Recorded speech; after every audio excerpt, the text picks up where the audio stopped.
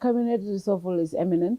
Gis nañ ne foreign affairs minister bi bàyyi na dafa am another job and then obviously a lot of people were advocating for new indi somebody else, but obviously president decided to look inside civil cabinet bi mu But indi also look at that appointment. I respect Modou Njai.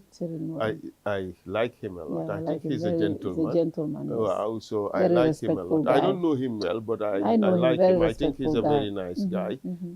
He's worked in diplomacy before, but that does not make you Minister of Foreign Affairs material.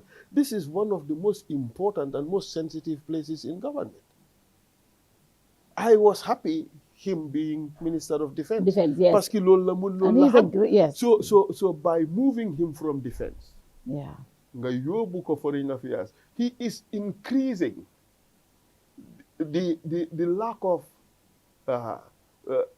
right people in the right places in his cabinet. So, and we Gambian people, we have to suffer for that. We have to pay the price for that. And therefore, that's why we have an incompetent government that is not performing.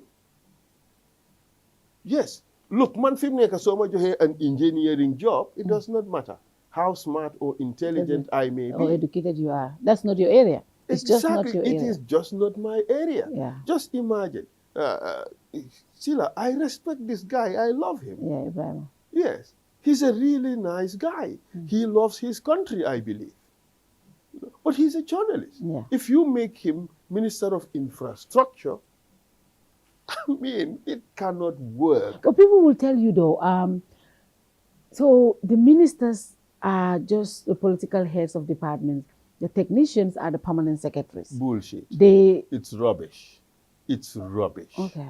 All right, it is rubbish. A minister should be able to look at policies of his sector and be able to understand it very well, sufficiently well, to be able to direct the affairs of that ministry.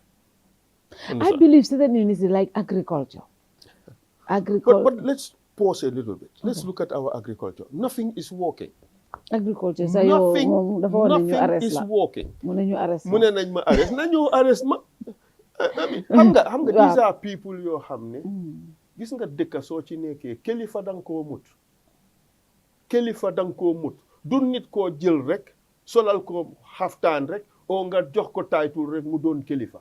Kilifa danga koo mut. Am na wax yoo xam ne xejut in a democratic society. Nit kuy exercise democratic right am nga ne danga koo arrest because li moo wax convenient ak yow o li moo wax neexu la. Moom dafa nekkoon opposition di wax lu ko neex. Su ko nit ñi arrestoon ci loolu def those Yaya Jammeh old tactics ñun nag ragaluñu yox-yoxi wuñ. ak li ñoo defal the Gambian people we will continue to do it. De moom dafa teg bakkenam pour Adama Barrow ñu re-elect ko as president. ñu nit noonu lañ tegee suñ bakken pour fight for the rights of the Gambian people. Su ko loolu inconveniente ak moom nañu téye tëj ñu mbaa nañu téye rey ñu. But loolu sax duñu silence. I recall Mahatma Gandhi's statement. You could break my body. You could break my body. Break my bones. You can take everything I have. You would take my body, but you would never earn my cooperation. Gaa ngi wax ne Essa dafa dem NPP. Dëgg amu ci Essa will never sell out. Essa will never sell out. Parce que I don't because fu mu ne nii Essa mënuñu understand xam nga fu mu ne nii moom Essa man xam nga dama ko doy and I said this several times one politicians fu mu ne nii dama si doyul. Because da ngaa toog a politician Essa. Politicians dañ ute. Okay, man I'm not a politician. Man I call myself a technocrat. You're a politician now. Now you're a politician. Gaa yi ut xaalis ak ñi ut pour liggéeyal nguur gi pour liggéeyal réew mi duñ benn. Ma ne Fatou soo doon fay. Essa kan moo gën a critical Dr. Cissé. Kan moo gën a critical Momodou Sabally. Kan ñooñu yëpp ñu ngi si government. ñoom dañ laa wax ne ok démb luñ gisoon tey is different. I will not take offense for the comparison. I will not take offense for the comparison. But li ma la bëgg a wax mooy Fatou it's a survival issue. It's a bread and butter issue. If you are in a desperate situation, amuloo dara, you want to live a life of here, you earn a salary of here, faatu di nga desperate de looloo tax nga am ay black kasonge ak ay red kasonge soo su ko defee ñiy wax rek oo lañ doon wax yëpp suñ eggee ci nooy nooy bi ñu wécci ko. I am not looking for money. I am looking for service. I am not looking for money. I am looking for service. So man ak ñooñu duñ benn man yàlla may na ma am naa the choice. I'm not the choice to do what I want to do and it will not affect my survival. Santa yàlla alhamdulillah. Not many people have that luxury. Gis nga ñooñu seen situation it's mu ngi mel ni suñ police yiñ teg ci tali bi di leen liggéey loo ba pare duñ leen fay lu ko jar. It is very sad. I feel their pain. ñooñu tam amuñ woon money. They were in spite of your education amuloo enough money pour live the standard which you want. So you become compliant. At the end of the day, amuñ choice. Just imagine ñu ngi la doon fay $20,000 yaa ngi bugg a dawal 4x4 bugg a sanse bugg a dem ay village bugg a dem ay places bugg a am megabytes yu doy bugg a naan café bugg a hang out with the Joneses as they call it. yaa ngi earn $20,000. You know it's not possible. Suñ la tegalee 200,000 dangaa dem dangaa celebrate moo tax mool yaa fa ko hey mbe taalale al siijang al maalo mu ne be caring min be caring mu ñinnete the life ilafita min live la ima afford no. So they sell their souls. They become sellouts. And the thing is, this is the character of a Nyankonkorong. Ibe tala dulato ye falling. And circumstances change that one. Ite fana ye falling kotenke. Aka ke wole nyama. It's a survival issue. Look, one of them was calling me a vulture yesterday. One of these people. Yeah. Are you a vulture? You know, when the politics is hot, so len déggee ne Essa Faal fi mu nekk dëkk bi yëpp a ngi wax Essa Faal. Dinañ ñëw si boobu de. Nga ne xaaral nañ ko ràcc. Mun ngaa fàtte ne ooyee nañ ma fi woon Ahmadiyya. Yeah. Xam nga ne meeting bi tax ñu ooyee ma Ahmadiyya. Man maa bisobi church bee fa nekk. Yeah. Ak Imam Babali. Ak form 3 ministers. Waaye ñu tànn ma rek ne Essa mooy Ahmadiyya. You know why? Is xam nga rek yaa there for political gains. It is distasteful. It is unethical. But that's what they do. That is their politics. And to be honest, the Ahmadiyyas, people have the right to be whatever they want to believe in their faith. They build schools in Gambia, they build hospitals. So yo, say I dafa favor nga yobu ko Ahmadiyya hospital, but you hate Ahmadiyyas. Yeah. Okay? Man, I believe faith is something that is personal to people, and I think that should be off limit. But they attack me for that unlawfully today, Mako. So dinañ ma ooyee lu nekk. Dinañ ma ooyee vulture. Dinañ ma ooyee all sorts of names. If I wasn't important in the politics, duñ ma tal. ñu ngi look for the most important, significant quantities, ñu attack leen. So moo tax man attaques yi ñoo def nii yëpp de si man koo dégga. All these attacks yi ñoo def ci man. Essa dafa jël laa ni government. Foofu laa bëgg a ñëw waaye yaa ngi laaloon nga agriculture dafa bëgg nga jeexal foofu rek ñu ñëw si ifi land. Li ma bëgg a wax si suñ agriculture mooy. Agriculture dafa doxut in Gambia. Okay. I'll give you one example. Launched a 68 million project last week. It's a big boost for the agriculture sector. It should be. It should be. Yes. Will it should be? Well, we have to wait for the results. Okay. Bulfatene Gambia is the place where the best written projects come to die. Any highly successful project in Gambia. The only thing we see is roads. Beyond that, a highly successful project in Gambia. So this is scary. Talib last week, everything that Barrow came on failed. Munema, the CRC failed. The TRRC failed partly. The Commission of Inquiry also failed. Manako, but these things were done properly. For example, the TRRC was properly done. The recommendations, the Commission of Inquiry was properly done, perfect and good recommendations. And then the CRC also, the document was amazing. We don't agree with everything, but we believe it was a people-centered draft. But all of that at the tail end, and when I looked at what he said, I was like, actually, Boko Hole, all these three. It's even worse than that. Yeah. It's worse than that.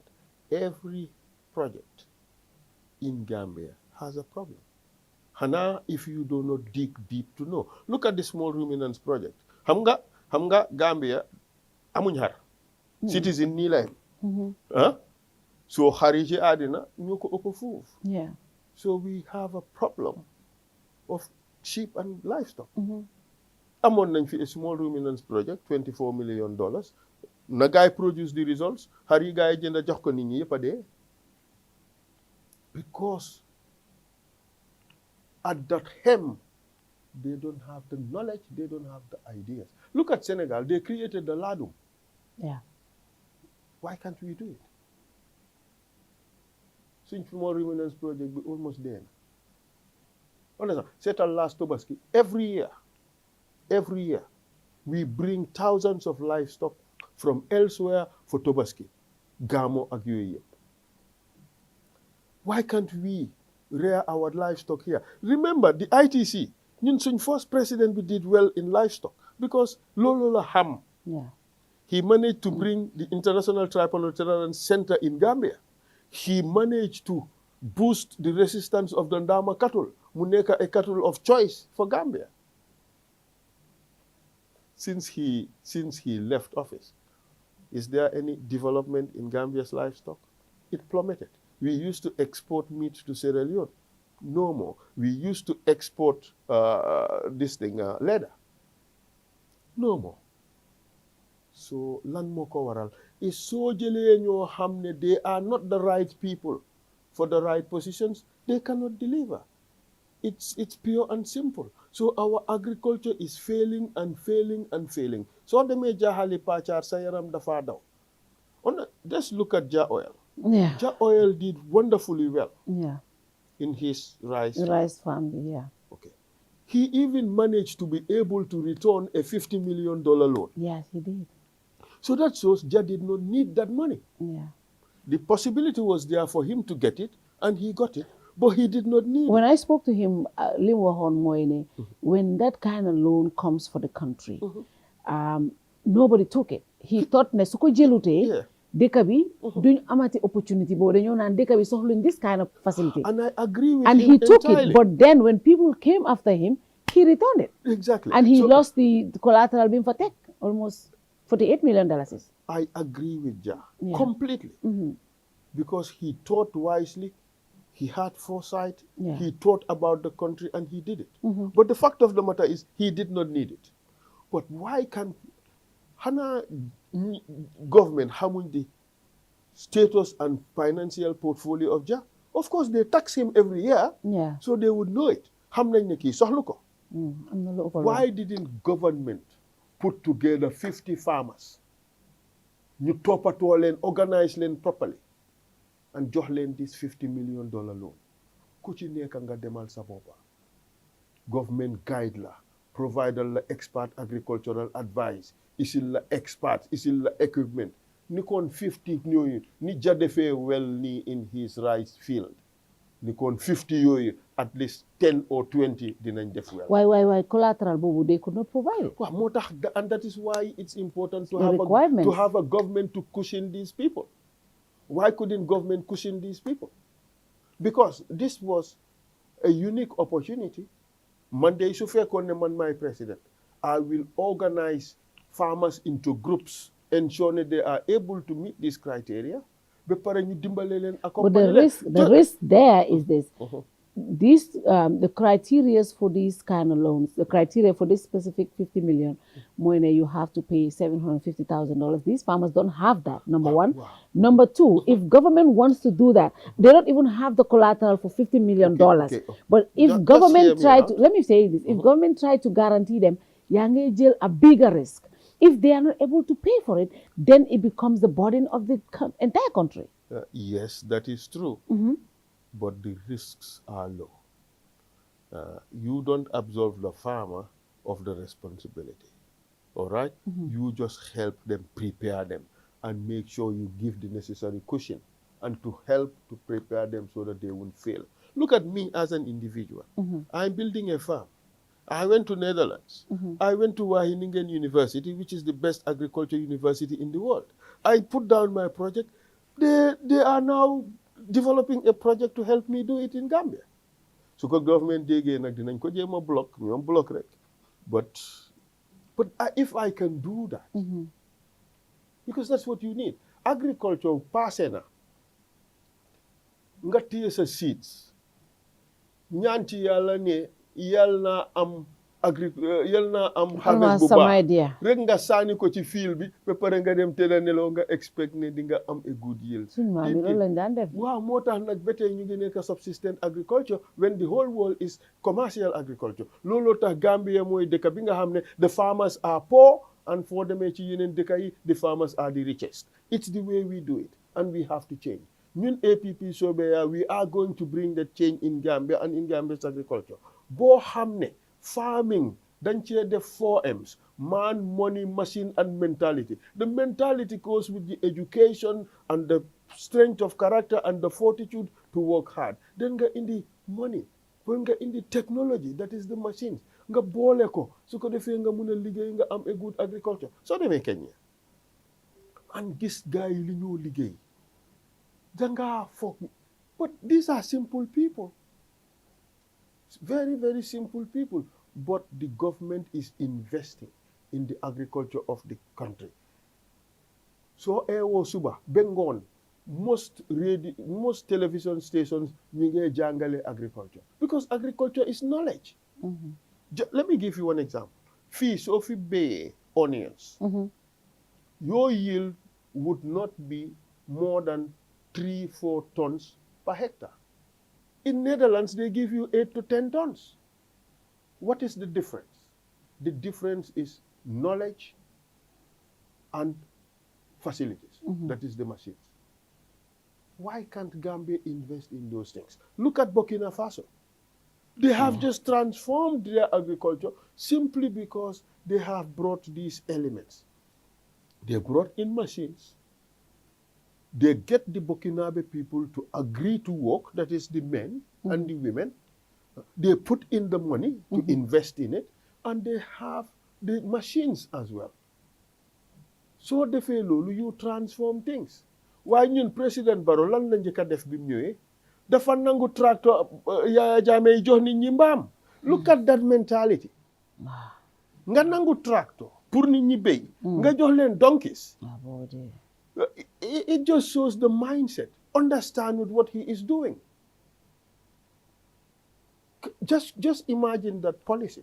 Mu ngi mel ni yow ñu ngi la downgrade from the possibility of making a lot of produce.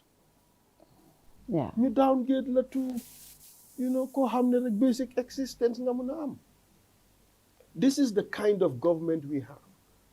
Seetal Burkina Faso ak Gambia ñun dañoo rangale ay pick up ak ay 4-wheel drive ñoom dañoo rangale ay tractor. So therefore dëkk boobu suy dem kanam ñun ñuy dellu gannaaw. Let's not ask why. Look at our investment ci OIC bi. Over $1 billion on vehicles yoo xam ne after all dañ leen jox ñoo xam ne they are already overstocked with vehicles. Parce que soo nekkee ministre ñu jox la 2 vehicles ba pare ñu yokkal la beneen véhicule boo xam ne mu ngi ñu dugal ci bori over $1 billion. Ba pare am na vehicles yoo xam ne sax du ñooy eewoo kër yoo xam ne seen borom mu ngi liggéey government. Isn't that illegal? Isn't that illegal? Yow nga nekk président o nga nekk senior officer in government does not give you the power pour nga jël alali nguur gi maye ko. Just like that. No matter the reason. So if we do not change, ñu génnee this Barrow government, Gambia is continue to go down. People will wallow in poverty, and then I become more fearful for this country. Parce que su dee nit ki mun naa jóg suba. Xalaatu dara dem sàcc ay sujeer. nga xam ne dëgg bi ñàng na de and the hardships in the country so reflects in the health sector. seetal ma ñii nii seetal fi mu nekk xale yi ñu ngi am diabetes ñu ngi am high blood pressure. lan moo ko waral lekka gu bon because people cannot afford to buy good food. But Essa, and you keep up saying the economic condition. Man dama dey foog ne when I speak to government officials dama dey wax ne are we in a different country man li ma gis compared to li ma gis ma neighborhood ak suma mbokk yi ak suma xarit yi is different from numbers suñ dee gis from the IMF and from the World Bank and from even central banks suñ defee seen quarterly review. But one thing is clear all the time inflation bi stable ba tey. One thing is clear mooy ni the dollar is depreciating against all major currencies. One thing is clear suñ debt portfolio bi mu ngi gën a éeg one thing is clear dalasi bi mu ngi gën a daanu. So loolu yëpp soo ko boolee ba tey ñu ne our economy is doing well but man ak the ordinary people waxuma yéen borom alal yi de ñun baadoola yi we are not doing well. maalo mu wàññiwut diwlin wàññiwut sukur wàññiwut mburu mu ngi yokku all of these things are expensive. But they tell you the last time li ma dégg ñu ne Ukraine war bi the other time kan moo wax ne kan laa fi am mu ne ma xeex bi nekk mu ne Iran ak Iraq seen problème Iran ak Palestine. But this is what governments tell us. First it was the COVID. Second ñu ne Ukraine war bi. Third ñu ñëw woon am na ku ma woon ne fii suma plateforme bi fii mu ne ma Palestine ak naka Israel ak Iraq seen problème bi tam bokk na ci all of these issues. léegi ñu ne ma lii bi lañ ma wax tarif bi tam beneen problème. But now if you come to government, you are going to face equally all of these things. Yes. And I can tell you in Senegal, new government bi buñ ñëwee maalo tam dafa seeroon foofu I don't know what they did. See, Aziz Ndiaye laa ko njëkk a déggee mu ne this government went and renegotiated contract ñu génne middleman bi seen diggante ak fu ñu dee jëlee maalo and significantly maalo wàcc na but Gambia, I guess, you know, a different thing. But as a government, today in Nyongen, what will you do? Because hanga, lima de wax ni ne yo ni ak suñ problème. Luñ lekka, luñ jox suñ jobot moy suñ basic lolu mo gëna am important. Dama ne Barrow's biggest opposition is not the opposition. It's the economic situation of this country. Indeed.